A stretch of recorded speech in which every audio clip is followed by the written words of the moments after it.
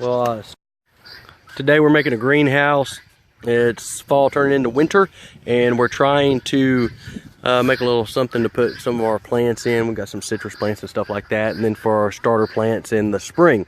So what we've done so far is we framed in 2 walls, outside walls, and I was aiming for 7 foot on one side, 8 foot on the other side. What I did is I made them 6 inches shorter on each side. That way I could raise them off the ground, because I'm not using treated lumber for the walls themselves, but I have treated posts. The posts themselves are all going to be sitting on some bricks with some supports for the walls. We went ahead and framed them in with 2 windows, I'm sorry, 3 windows on one side. That way we can let some air in. And on the high side over here, we're going to have 2 vents on the that'll let hot air out if we need to cool it off. So right now we've got the 2 long walls built and framed in and attached to 4x, and we're just raising them off the ground just enough to get them off the ground and level them. And then I'm about to build the other 2 sloped walls, one with a door on the far side, and then we'll do a roof. I'm gonna wrap it in plastic inside and out to give it an air space in between the studs, and then we'll just show you a little bit of progress as we go. Okay, I'm gonna find the angle of this roof so I can make my cuts. If you'll look at this speed square, it's got a pivot point right here. Take a pivot, torpedo level, set the pivot point right at the point at which the boards intersect. Get your bubble level. Once the bubble's level, then you just read where that board intersects. Get that right on. Whoa. All right, and then when you get that, you can see that it's about 5 degrees. So that's where I'm gonna make my cuts. Now I'll take my saw and adjust the angle to 5 degrees. You can see that we've got a 5-degree angle on the saw. That way when I make cuts on this wall, this is at an angle. This is the bottom board. There's the top plate here. That way whenever we make these joints and it's at an angle, you can see from here that 5-degree angle cut meets flush. And what I'm doing is just 2-foot centers because it's not holding up much weight. Just the plastic, and that's going to get my my end walls. I put a 4-foot hole for a door on this one. I'm going to trim out that bottom plate when I'm ready, but I wanted to leave it on there so I can make sure everything's 10-foot square, 10 foot across, and then I'm going to square it up and adjust each of the posts on the bricks that they're sitting on. They should be very close, but I just want to make sure it's all square. Once I've got everything square, then I'll go back and I'll trim that out for my doorway and make a door for it. Just put the last wall in, framed it up, nailed them on each side. So we've got our 4 walls. Now I want to see if it's square. So what I'm going to do is a 3, 4, 5 right triangle. You know, if you got a 3-foot equivalent leg and a 4-foot equivalent leg, the hypotenuse is going to be 5 foot all the time.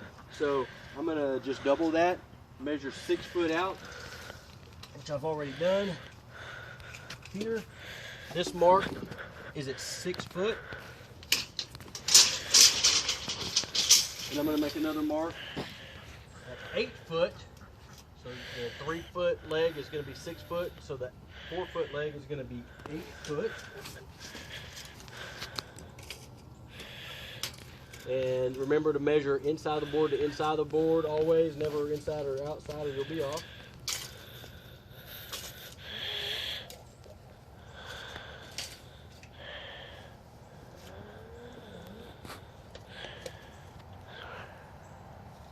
Foot.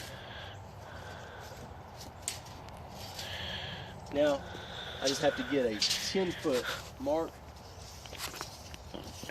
between the two. and we can adjust as necessary. I will be using a helper to hold that steady.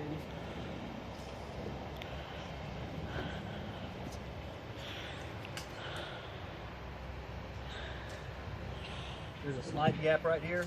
You've got to come where the 10-foot mark is. It's got about a ½ inch off, so we know it's racked slightly this way. So we need to pull this wall this way or that wall that way, and I'm going to do whichever is going to get my posts centered on the bricks, which would be this one going this way. So ½ inch there, it's probably going to be slightly more here. And we just keep adjusting until we get right at a 10-foot mark. Also make sure you use the same side of the tape measure. Don't stick one side of the tape measure at one mark and measure the other end from the other side of the tape measure. It's still about 3/8 off, so we're going to move a little more.